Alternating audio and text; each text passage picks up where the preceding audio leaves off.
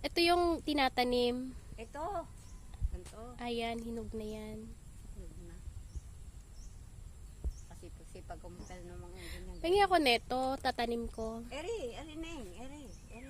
Alin? Ay, ganito. Yan, kailangan ano? Yan, oh. Itong ganito. Sabog mo lang ito sa inyong ano. Talaga, mabubuhay agad to. Ito eh.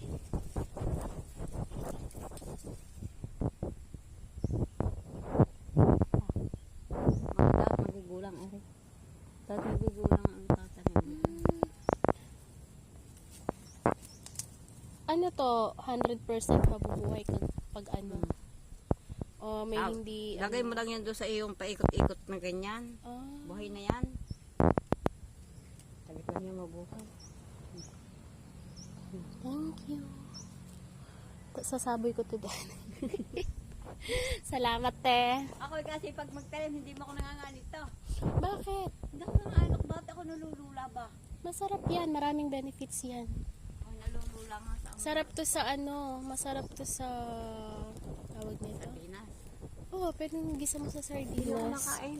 Nagtatanim lang ako kung sino gusto magulay pag may mga talbos. Kumuha. Yung mga ano mo, mga pechay mustasa mo, binibenta mo rin yun. Oo, pagka dumaan. Magkano kilo? Hindi ko pa nga alam eh. Oh.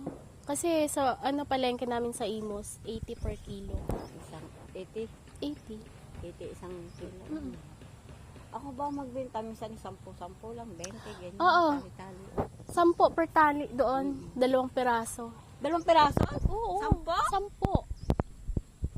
Tapos pag mga yung kapos sa supply, nasa ano yun, 20 pesos ang tali. Direct na class na eh. Parang nakarating si Tolentino dyan. Ha? Nakarating si Tolentino. Aba, oo. Naglakad nga eh. Nagdala na ayuda. Kadikit na agad eh. Dito muna ako, te. Thank you dito. Hindi yan magagat yung aso. Bait naman yan. Kilala na kami. Ay, ito oh, ang daming ano, ang dami pala neto, te, oh. Oo. Pag kumagtan yan eh. Binibenta mo rin yan.